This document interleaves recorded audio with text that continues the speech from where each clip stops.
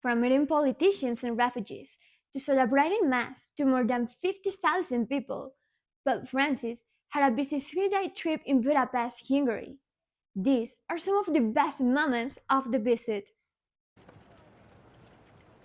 The Pope arrived in Budapest and used a cane to board the plane instead of a wheelchair as he had in previous trips over the last year. Addressing a group of diplomatic corps and Hungarian officials, the Pope described two dangers facing Europe today: being too rigid against any form of diversity and being too relaxed and compromising Christian beliefs.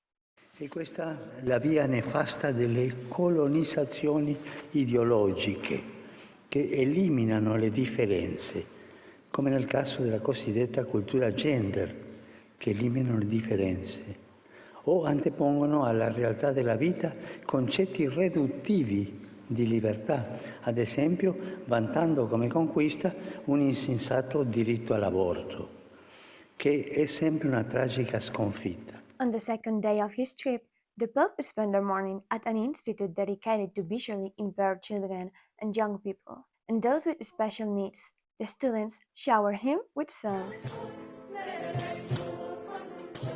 Afterwards, the Pope Francis made an impromptu stop to visit with a group of families and children from a local parish. At the St. Elizabeth of Hungary church, the Pope listened to the testimonies of 4 groups, including a Ukrainian refugee family. 2 of the children played a song of thanksgiving for the help Caritas Hungary gave them when they arrived in the country.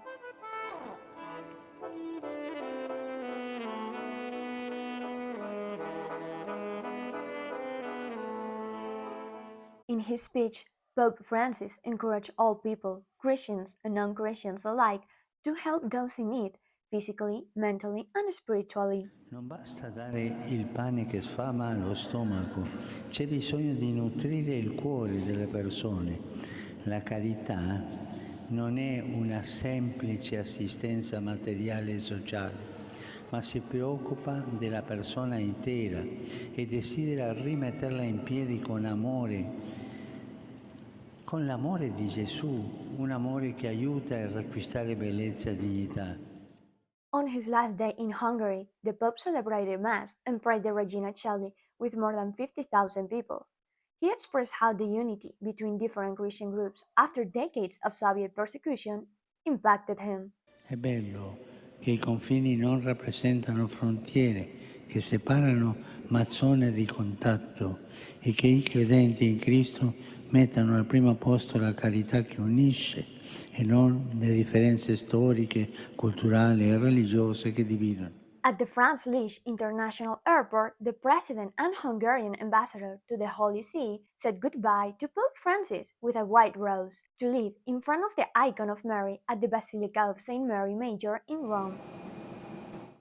Pope Francis is now the second most troubled pontiff in history, after St. John Paul II. But he has a long way to go to catch up to the 104 international trips of the Polish saint. In Rome, Michelle Gutierrez, Catholic Faith Network.